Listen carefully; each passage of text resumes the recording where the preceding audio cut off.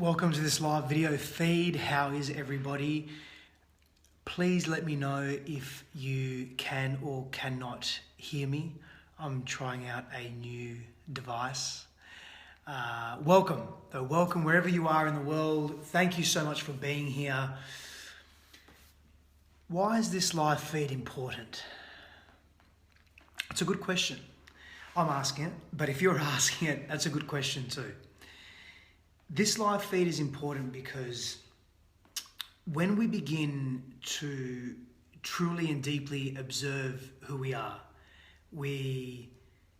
and observe how we behave and how we interact with our own selves and how we choose to interact with others, we begin to transmute the quality of those relationships.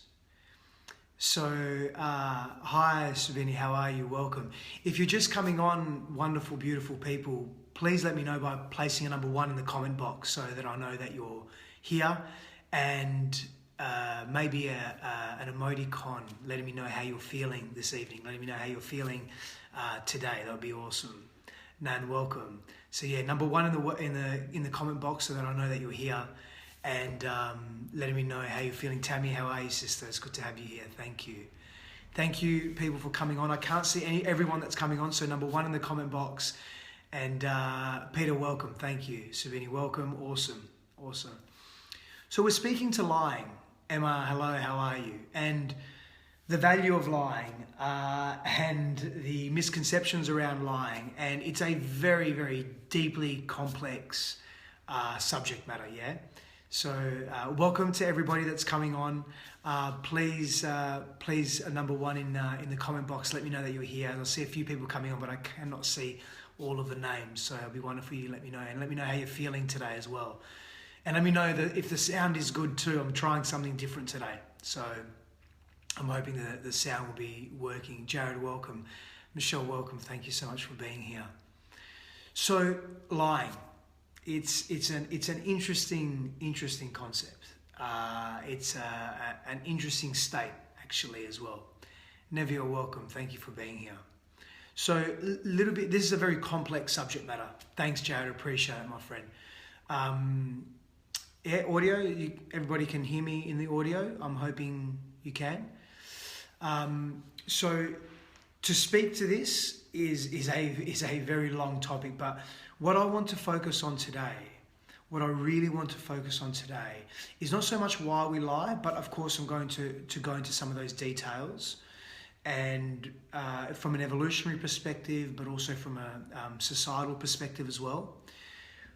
But I'm going to speak to lying to self and lying in relationship, and how that affects the quality of our integrity and the quality of our relationship as well. Relationship to self and relationship to others, yeah? And this is what I really want to focus on today. There are thousands of books, there are thousands of academically published journal articles on lying, on the science of lying, on what's happening in the brain when we lie, what is happening in general when we are lying, yeah? So in the fullness of our being, and what happens in our relationships as well. But I don't want to go too deep into that today. What I really want to go deep in today is, how do we show up in the most authentic way possible for ourselves? How do we gain that self-confidence and that self-worth to be deeply connected to self? That's what I want to go into today. And if you can resonate with that, pop a number 2 in the comment box and let me know that that's what you'd like to learn about today, and what you'd like to explore rather today is that being able to be authentic, to show up completely as you are, and not be scared and not have fear around the person that you are, and to remove that fear of being judged, of being critiqued, not being understood, not being connected to. And there's a few number 2s coming along. Yes, that's beautiful. Daniela, welcome. Thank you for being here, my dear. So we begin to understand the importance of showing up authentically. And that's what this live feed is about. But I will go into a little bit of the science per se behind lying. Not so much in the neuroscience behind it, or the sorry, my other devices are making sounds. I won't go too deeply into the neuroscience behind it, but because it's lengthy, but just we'll touch on a little bit. So as humans, we communicate with each other via various verbal and non-verbal means. Yeah, that's a given. That obviously it began non-verbally and it evolved. And some scientists would say, as we began to evolve our verbal communication, lying began to evolve as well, and we'll go into that. So verbal signs are spoken language per se, yeah? And if you're new, by the way, beautiful people, if you're new here, put new in the comment box so that I know that you're new, and the wonderful tribe can also welcome you, yeah? So verbal signs, spoken language, facial expressions, body gestures, body movement, and so forth, yeah? Sabini, welcome. Thank you for being here. Tribe, can we just welcome Sabini, please? She's new, yeah? That's awesome. Let's just see if anyone else has come on and is new. Okay. But our ability to communicate is most definitely enhanced by understanding of what is going through someone else's mind or what someone else is thinking. And this is really deeply linked to compassion and empathy and our capacity to actually empathize with each other. Now, not all living things and sentient beings on this earth have an ability to empathize. Well, Helen, welcome. Hi, Helen. Thank you for being here. Welcome, Helen, please. Beautiful. Let's welcome Helen. Not all living, well, according to some social psychologists and ethnobiologists and other disciplines, and some may disagree with this, yeah, that some animal psychologists would protest this, that animals do have a great capacity to empathize, and there is evidence that animals can empathize, but what mainstream science says, which I don't necessarily agree with and is not always right, let's get that really clear, is that empathy can only be witnessed in higher primates. So, and humans being included in that, thankfully. But again, that's neither here nor there. That's not super important right now, yeah? What is important is that we're focusing on empathy, and as humans, we have a capacity to empathize. We have a capacity to connect, and this is intrinsically linked to lying and is intrinsically linked to how we present ourselves in the world, yeah? And I'll go into that in a moment. So the ability to empathize is really a product of being able to recognize another mind separate to our own. And we can connect to that. It's separate, yet there's a connection. Connection in terms of there's a sameness, there's a familiarity there. Yeah, this is really important to understand. So we begin lying from about the age of 2. Okay, and there are various reasons why we lie, and I'll go into this. And there's 2 main reasons why we lie, and I'll go through them now, but we'll touch base. It's to protect ourselves or to promote ourselves.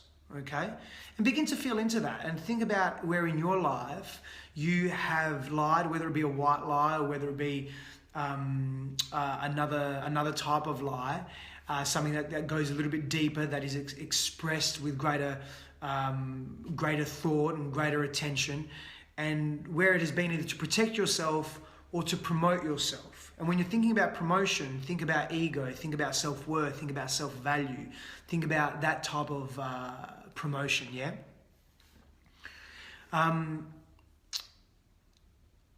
Some would say lying is a fundamental part of empathy, and they go hand in hand. Now, I would argue that empathy is one of our most important traits. And if that is the case, that lying goes hand in hand with empathy, it looks like we're stuck in this state of lying. Now, I want to disagree with that, and I want to make it very clear that my position on this is, and again, this is a very complex, integrated subject, but my position on this is that as we begin to evolve ourselves as sentient beings, as conscious beings, we begin to have a very different relationship to lying.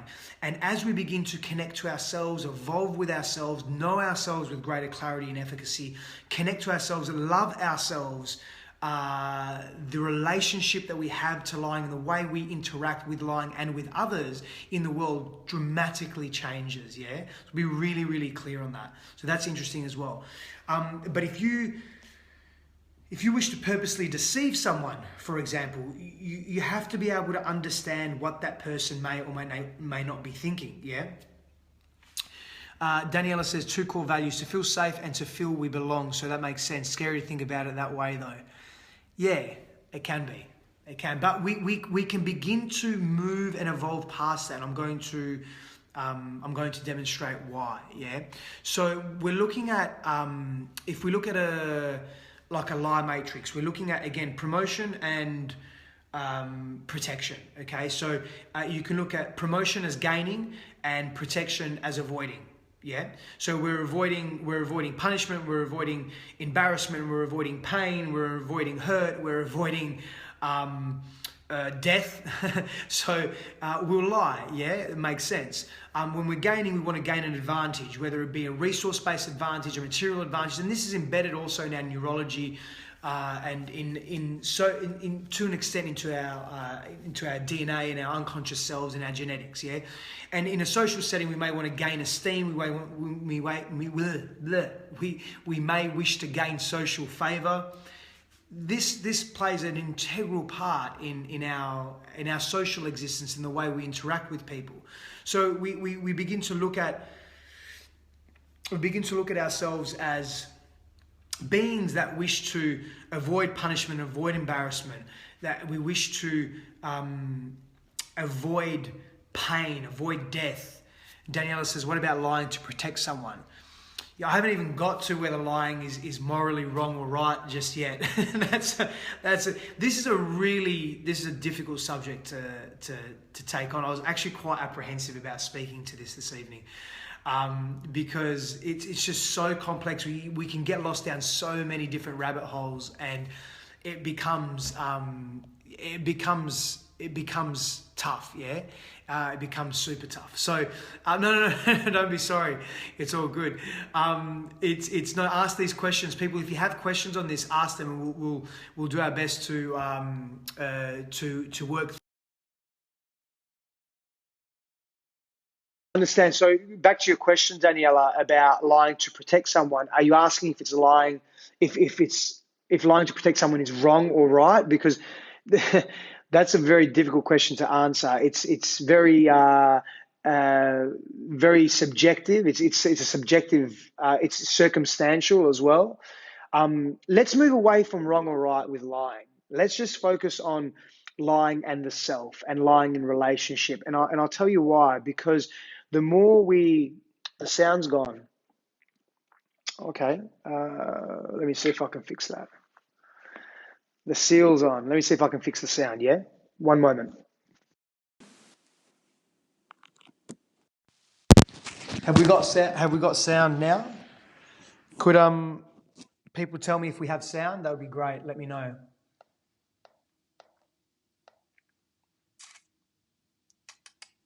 Let me know if we've got sound. Sound is back. Awesome. Okay, we've got sound. That's cool. That's great. Okay, thank you for letting me know sound. Wonderful. So when we look at why we lie, I want to go through some of the different reasons as to why we lie, because this will help us contextually understand how we relate in relationships. Yeah. So I'm glad we got good sound now. Cool. Awesome.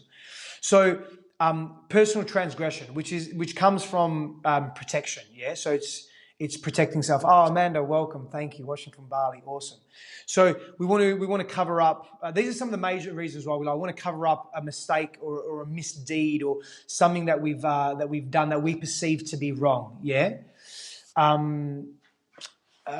One moment. Sharu says something here. Isn't it a bit of a narcissistic attitude to lie to protect the relationship? Two of my friends who are connected did that and are almost unapologetic about it, just trying to figure out the behavior and reasons. Yeah, we'll go through that. We'll go through narcissism and lying as well, because there's obviously when we place ourselves in a perpetual state of lying, it really changes the way we interact with others and ourselves as well. So we'll speak to that, True. We'll speak to that. So in terms of protecting self, avoidance. So we're escaping or evading people. We're evading danger. Okay. Really, I was adding a reason. Sorry, Steph, in terms of lying to protect others. No, be sorry. It's all good. It's all good. I don't want anybody to apologize for any comments that you put up on these live feeds. Your contribution is so valuable. I don't even think you understand. I would hope all of you understand, not to be assumptuous. Please understand how valuable your contribution is. Yeah. So when we're looking to promoting self, we're looking at gaining an advantage in terms of resources or in social context, economy. Yeah. So gaining financial benefits or gaining resource benefits.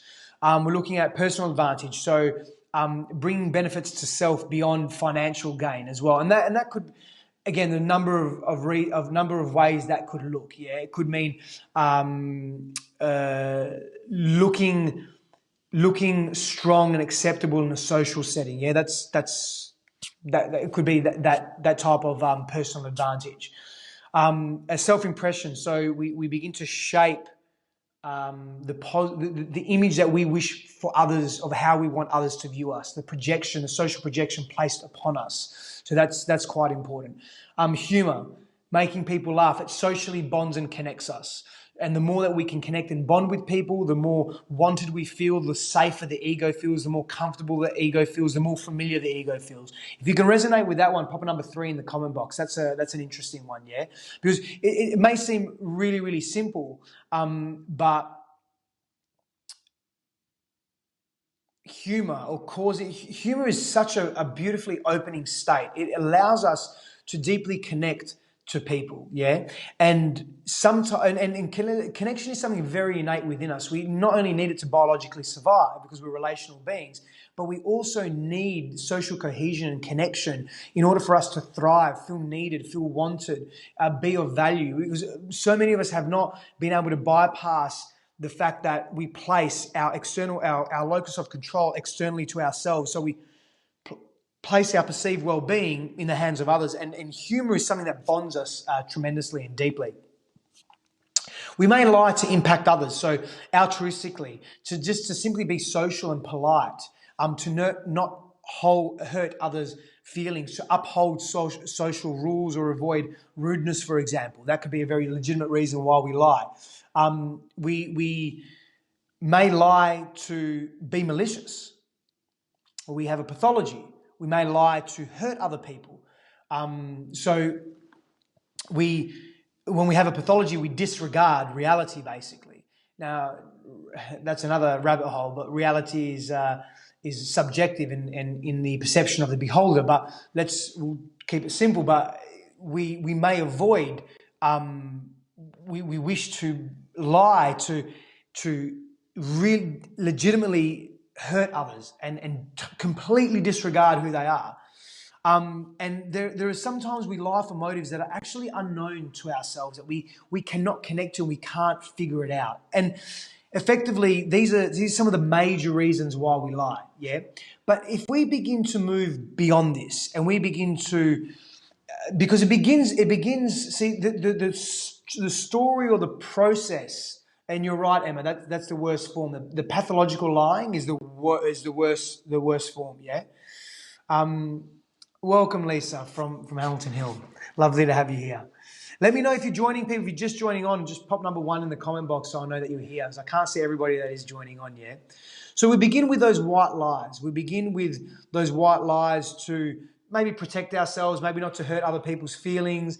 As young children, we become aware, we become self-aware, and as we developmentally, as we grow and as we mature, we become aware that we don't want to hurt other people's feelings also, and we care about other people, and we become, again, empathetic. So it becomes easier to tell a little white lie as opposed to hurting someone. So what happens though with that? How, like any experience, Renbei, welcome. Like any experience that we have, if it's repeated, if it's perpetual, it is compounded. So it becomes us. It becomes the norm for us. That's tough. Feel into that for a minute, for a moment, for a series of moments. Feel into white lies compounding, becoming a distortion. It takes a great amount of effort to lie. It's easier to tell the truth. We don't need to tap into deep neural circuitry. We just tell the truth. We recall the events as we truly believe them, and we tell the truth. When we are lying, we are manipulating. We are searching. We have to think. How is the other? So many different variables. It's so intensive to lie. So generally when we're lying, there are some deep fears that are driving that lie, or those series of lies. And we need to speak to conscious lying, because that's what this is about. That's what this live feed is about. It's about speaking to conscious lying and asking ourselves, what are we afraid of? So even if we're promoting ourselves or protecting ourselves, what are we afraid of? I'd love to ask the audience out there, please let me know, you've definitely lied. There's no way that nobody has ever lied. It's definitely happened. So when you've lied, not if you've lied, when you've lied, why have you lied? What have been some of those lies? And did it serve its purpose? And what was the fear behind those lies? So while you're conjuring that in your mind and you're thinking about that and you're feeling into that, I'll share a little bit of my story. Because lies generally will come from fears. And when we're talking about self and being authentic and connecting to self and connecting to others in relationship, we wish to be the best version of ourselves possible, because we wish to be loved and we wish to love. We wish to connect and be connected to. And that becomes very important for social cohesion and our bonding and our connective practices. So for me in my life, when I have lied because I've been scared to show the true me. And I've lived in shadows. So I've done a video on this a couple of months ago, where I went into quite a fair amount of detail, enough detail with respect to how I behaved and how I grew and learnt from those behaviours and that person that I was. But there was a lot of lying there, a great amount of lying, because I just was not comfortable with who I was. I was very disconnected from myself, especially in relationship. I would say I wanted something, but I didn't really want that. And I had fears around that. So some of those core fears, and there'll be many men out there that can resonate with this, is that core fears around freedom, core fears around commitment, core fears around losing self in relationship and losing one's identity. All because as men, just as people, we can't sometimes regulate ourselves. We don't connect to ourselves. We have a false perception of what life actually is. And Sharu says, sometimes I would lie about being busy to need space from someone who felt I was invading, but now I'm forthright about it. Yeah. So I've been like that as well. Absolutely. Absolutely. And because we are scared with respect to what the other person may think of us. When we start to peel that back, why are we scared about what someone else may think of who we are, or our ideals, our beliefs, our ideologies? Because we don't have enough self-worth in ourselves to deeply connect to who we are and express that truth. So we lie to accommodate. We minimize ourselves and our needs, and we maximize the needs of others. And we think we're doing the right thing, but we're not. Because we're not allowing the other an opportunity to come from a place of truth and knowing and knowledge and really feel into what is it that this person actually needs. So therefore I can make decisions based on that truth. And I never gave people the opportunity to do that. I never gave the beautiful women in my life the opportunity to do that, because I would want to protect their feelings and not really just speak the truth and communicate the truth. We live in a very competitive environment, and there are mass cultural norms and societal values that really impact the way we function. And Daniela says, fear of hurt through rejection, shame, abandonment, not honouring truth and value. Yeah, completely, Daniela. So You know, I did a video on this a few weeks ago with respect to men in particular. Their three core fears are humiliation, rejection, and abandonment. And men will lie to avoid that at all costs. And most people will lie, not at all costs, but will lie frequently, as often as possible, as far as they can push it, to avoid those feelings or those experiences of abandonment, rejection, humiliation. We're talking about very, very deep experiences that affect the self, that affect the perception of self and affect one's self-worth and one's value and how one chooses to move through life. It becomes dangerous pattern because the pattern becomes addictive. Because if we are in avoidance, or we can avoid humiliation and rejection and pain and abandonment and so forth, we can avoid all that, guess what happens? We feel safe. So that addiction or that feeling of safety becomes an addiction. Then pop a number 4 in the comment box if you can resonate with that, if you can really connect to that, pop a number 4 in the comment box. And that's where we begin to lose in our relationships. That's where we begin to present a false image of self that aligns with the status quo to keep ourselves safe instead of presenting ourselves forward, presenting who we truly are forward to the world, to our relationship, to the people that we love, to our beloved. And that becomes deeply problematic because people in our lives are getting a false version of self. Carl, welcome, brother. I didn't know you were here. Thank you. Beautiful conscious man on board. It's interesting. Researchers have found that most of us will lie at least once or twice a day. And most of these untruths are innocuous and they're intended to hide our inadequacies or to protect the feelings of others, which I think was mentioned earlier as well. And it becomes interesting, again, when we focus on inadequacies. Where do these inadequacies come from? Who places these inadequacies upon us? First of all, ourselves. They may be externally pressurized upon us, but we choose to take them on or not. So these feelings of inadequacies that we experience, where do they come from?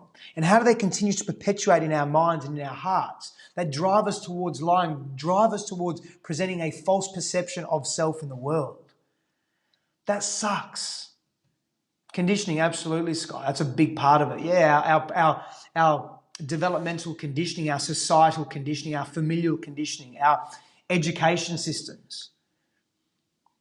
Jonty, welcome, brother. How are you?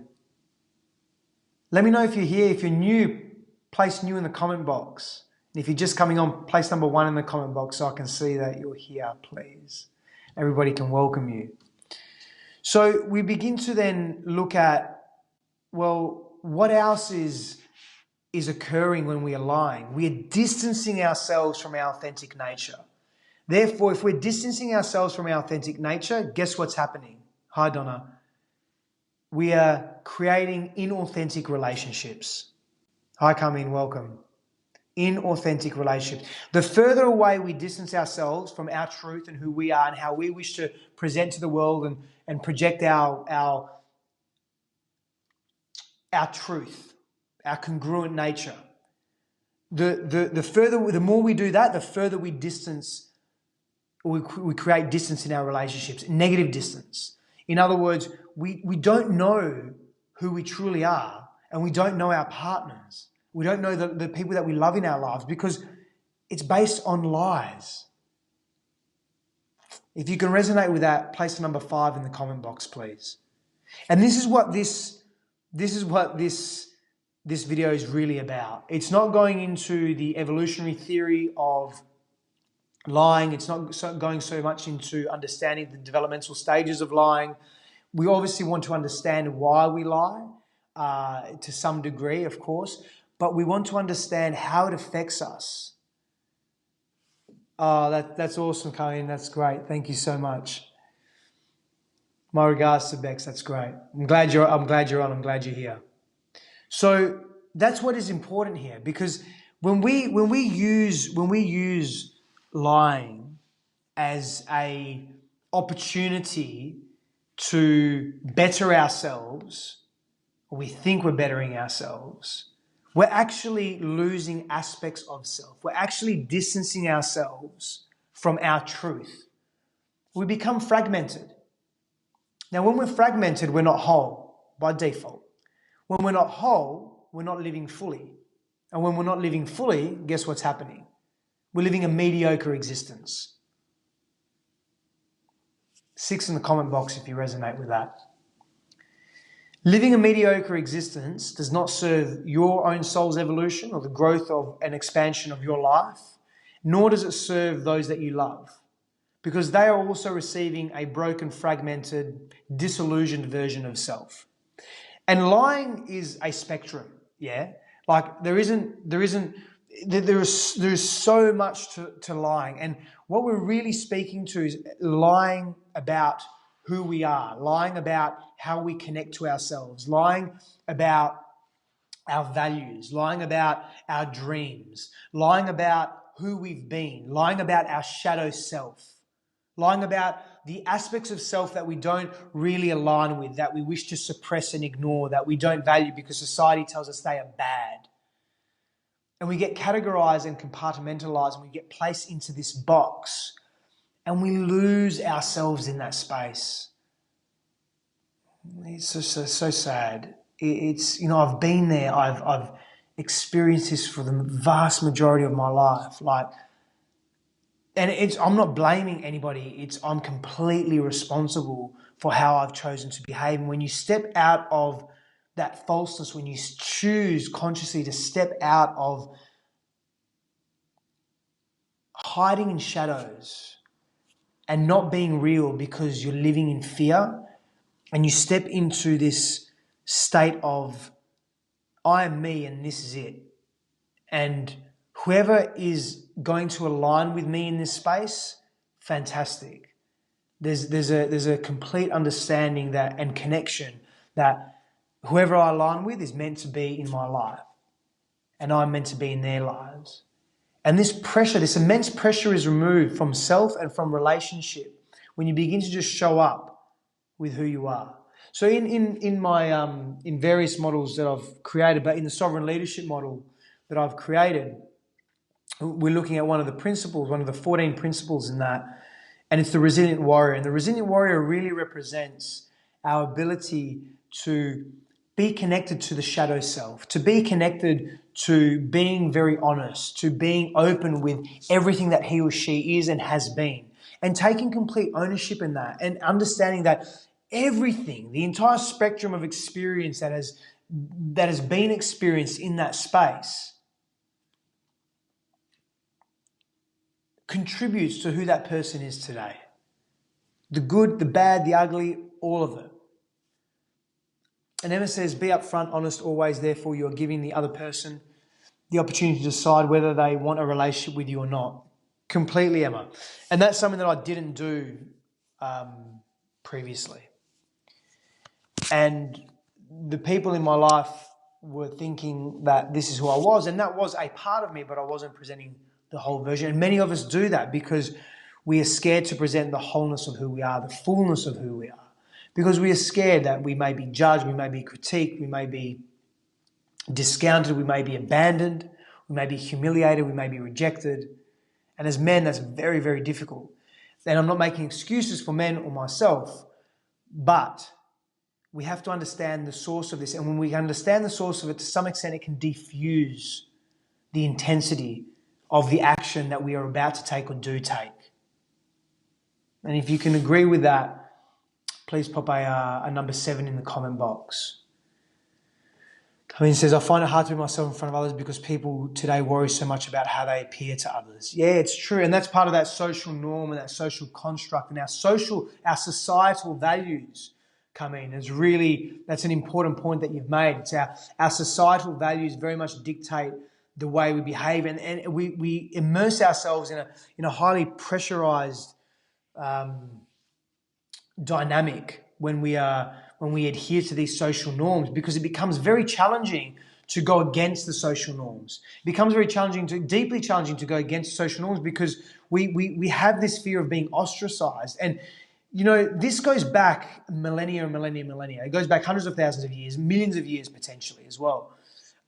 Just as a side note, something really interesting. There are aspects of evolutionary theory that approximately 70,000 years ago, they thought there was only maybe a few hundred people left on Earth. It was only 70,000 years ago. That was just random fact. Just thought I'd let you know. I don't even know it's fact, but anyway, just thought I'd let you know, a little bit random. Carl says, let me see what Carl says. Being able to communicate how I feel isn't always a criticism of a partner. It's being able to articulate how I'm feeling. How I'm feeling might seem like a criticism in heated or raw situation, but it's important to communicate. Carl, absolutely, and couldn't agree more. And communication and being honest and being authentic and presenting oneself openly in the world is primarily for the benefit of self. Let's get that really clear. It is primarily for the benefit of the self. Because when you're doing that, you are expressing. You are able to release tension from the being. Every time we lie, we create tension in the body, whether it be physiological, psychological, or emotional, or spiritual. And that tension compounds and it changes who we are. It changes our physiology. It changes our behaviors. It changes our persona. It changes the way we interact and relate with people and the way we interact with ourselves. Over time, it transforms who we are. We lose ourselves. And we're no longer those wonderful people that we once were anymore. If you can resonate with that, and if you've been there even, pop a number 8 in the comment box. And that's sad. It's sad to lose ourselves in such a way that the people in our lives and even us ourselves, we don't get that full version of self. Michael, welcome. Very sad, deeply sad. So what do we do to begin to bring into our existence and into our daily lives aspects of self that are very authentic and raw and real, and to be able to do that without harsh criticism, to be able to do that without this intense feeling of loss or intense feeling of, am I going to be abandoned here? Or am I going to be rejected here? Am I going to be criticized or ostracized here? And to go back to what I was saying earlier about that these feelings are very deep within us, we have to understand that when we're in tribes or hunter-gatherer groups or even small communities, village communities, if we were ostracized from that community for being different or presenting an aspect of self that did not register with the community or did not register with the mass volume of people that were there, the masses, or the majority, we would be ostracized from the community because we'd be seen as a threat. And surviving in such an uncertain environment, hundreds of thousands of years ago, millions of years ago, was not a viable option. You'd be dead within minutes, hours, days. It's irrelevant. You wouldn't survive, not on your own. It was strength in numbers. This is very biologically innate within us to protect ourselves and to adhere to the status quo. What I'm telling you is, though, that's a deep psychological fear. It's a real fear per se, but it's not a real material fear. Kameen says, being Italian and new to Australia 2 years only, I feel like I don't fit into this more relaxed culture. We Italians are judged by money and possessions. I can resonate with that, Kameen. And that's challenging as well, to be able to adapt to new cultural nuances too. But here's the question that I pose to you all, and this question is relevant to everybody, yeah? Here's the question that's relevant to everybody. Would you prefer to be false, to live a false life, not have the capacity to be you and express the values that you value and live those values? Would you rather not do that and live in this constant tension? Or would you rather break through that mold and that challenge and that difficulty? And it's only in the initial stages that occurs. And you break through that and you get to live your way. I don't think so. It's tough, but it's tough for so many. Because some of these values are ingrained within us. They're just so deep. And breaking them requires a great deal of conscious attention. And that's what this is about. It's about moving with a deliberate intention, being consciously aware of self, knowing self in as many different ways possible, all the layers of self, all the layers of self. And the more we know ourselves and the more we know each other, and it's not just an intellectual cognitive knowing, it's an emotional knowing, it's a spiritual knowing, it's a psychological knowing. The more we are able to engage in that state, the deeper we are able to allow the most authentic versions of self to express openly. Amanda says to live a truthful life is a successful life. Absolutely. Carl says, if you're not being true to yourself, how can you be true to a partner? You can't. And then can you ever find true happiness if you're with a partner who believes you're something else? Beautifully said. Thank you, Carl. Can we have a number 9 for Carl, please? That's a beautiful comment. Very well articulated. Thank you so much. Number 9 for Carl. That's awesome, Carl. So we begin to understand that what we need is to support ourselves with peer groups and individuals that support our journey, that are non-critical, that are non-judgmental, that are not harsh in their tonality when they are expressing something towards us. It's okay that we disagree with people in life. It's okay that we don't share the same values. It's how we communicate all that that's what is important here. And when we communicate that from a place of love and empathy and compassion and care and kindness and sincerity, the world begins to change. Jan, welcome, brother. How are you? And it changes for us. So we must surround ourselves with people that we trust, revere, and respect in order to practice being different, in order to practice expressing our truth, and to know that we are not going to be judged harshly and critiqued, to know that we can be present to who we are. And we have to make that conscious choice to surround ourselves with those people. That's a starting point, because that gives us practice. And we cultivate courage and we cultivate that muscle. And then guess what happens? We become proficient at it. It becomes natural to tell the truth. It becomes natural to stand in our power, in our authentic, empowered nature. You give me number 10 if you can resonate and agree with that, beautiful people. I like that, Emma. That's cool. You're an acquired taste. We are all acquired tastes. We're all acquired tastes. Be yourself fully in relationship. Trust me from very direct experience. Be yourself. Do not be shy of who you are. Do not be embarrassed. Do not hold back your power or your truth. Do not hide in the shadows of your brilliance or magnificence. Be connected fully to who you are, for who you are is of tremendous value to this world. And if you do not allow yourself to express that overtly and with deep clarity and sincere intention, deliberate intention, the people in your life will lose that very grand version of you. Now, I urge you to be that person that you naturally just are.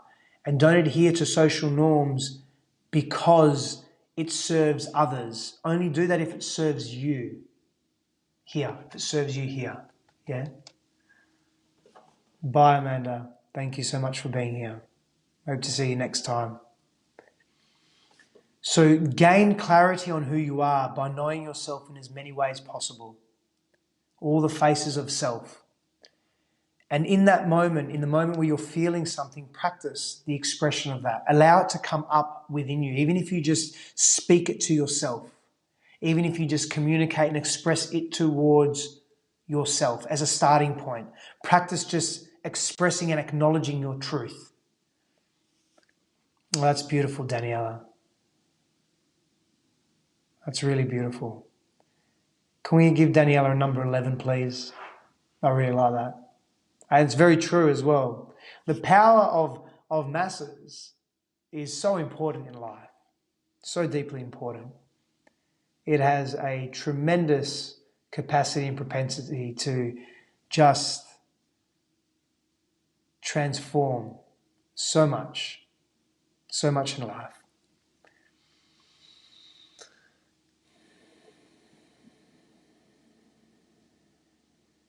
There you go, Daniela. Sky's loving your vibe. That's awesome. Thank you, Carl. So we begin to understand the importance of being honest, being truthful, being open, being congruent with self. Because it brings us closer to our dreams, to our purpose, to our values. And when we're taking action, I'm going to give you the key to happiness here. And I've said this before in other live feeds. I go into greater extensive detail in my workshops and in my personal programs as well. Is when we are living on purpose, when we align our actions in the present with our purpose, our grand purpose, our dreams, etc., our vision for self. When we do that, we are able to experience meaning and fulfillment. Josh, welcome, brother. Good to see you. Glad that you're alive. That's a good thing. We need to talk. Be good to connect soon. So when we're able to connect our actions in the present with our purpose, we begin to cultivate meaning and fulfillment. And meaning and fulfillment lay the foundations for happiness in life. Experiential, real happiness. Now, we can only do that when we're completely honest with ourselves, when we're completely open with ourselves, and when we are completely open with others. That's what's deeply important. And that's the key to happiness. And happiness is success. We're being successful if we're living through happiness, if we're experiencing happiness every moment of every day. That doesn't mean we won't experience sadness, because that's life, yeah? But when I'm speaking to happiness, we are fulfilled, we have meaning in our movement. There is meaning in our movement through life. And if you can resonate with that, pop a number 12 in the comment box. Go on, Josh, pop a number 12 in the comment box, brother.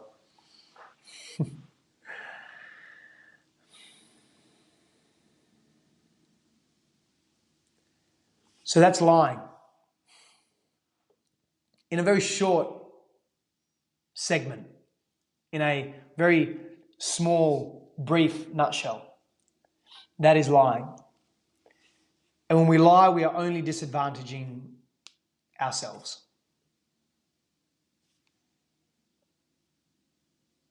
Absolutely, Carl. Yeah, absolutely.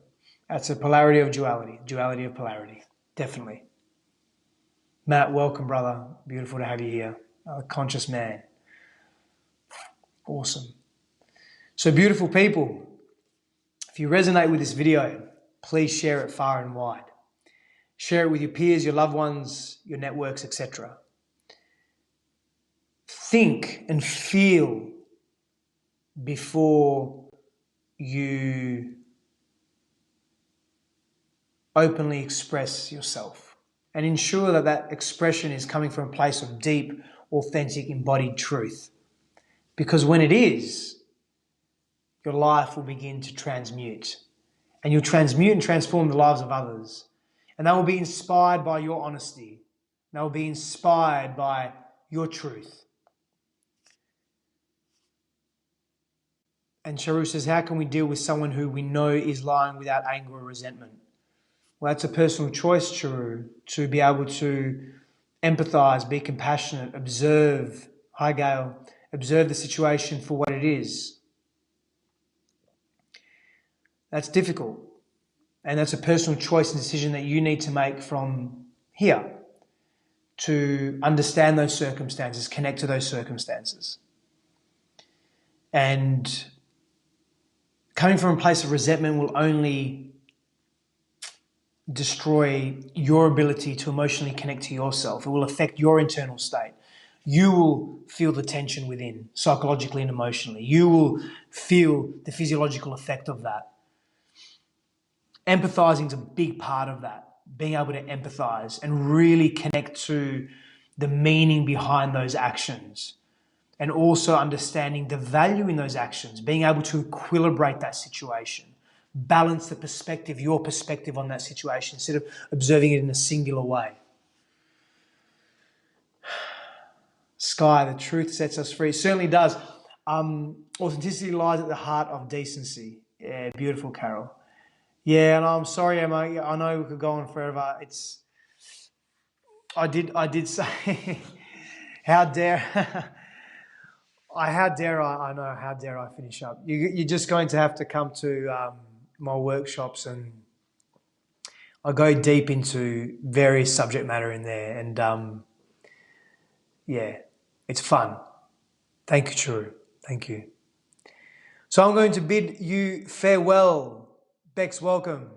Camino's on. I'm going to bid you farewell. I'm going to say thank you so much for being here. Please share this video if you resonate with it. Share this video if there is some meaning that you and value that you've accumulated from it, that you've been able to get from it. This beautiful discussion that we've had here this evening. I thank you so much from the depths of my being and my heart. Thank you, thank you, thank you. Sorry, Emma. So I'm going to wrap it up. These live features keep getting longer and longer. Eventually, I'm just going to be here 24 hours a day. I'm just not going to sleep. I'm just going to 24 hours a day. I'm just going to be here talking, and I don't even know what we're going to speak about, but I'm sure we'll find something. Thank you, Rachel. Beautiful. I'm happy that you have gained something from that. Thank you, Carl. Good night, my brother. I know you're joking, Emma. I know. Good night, beautiful souls. Thank you so much. Many blessings on your journey. It's such a beautiful energy this evening. It's always a beautiful energy, but it's just so endearing and so welcoming and so warm and so connected this evening. I feel it more so. Maybe it's because I'm in that space this evening and I'm feeling that. I don't know. But feeling something. Yeah, I'm happy he's on there as well. It's good. Hopefully it becomes more of a regular thing, Bex. That's great. Okay, awesome. Lots of love, live stream 24/7. Yeah, we'll get there eventually. I can clone myself or something. Profound sharing this evening. Thank you so much, beautiful people. Take care, and I'll see you in a couple of days again. Thank you.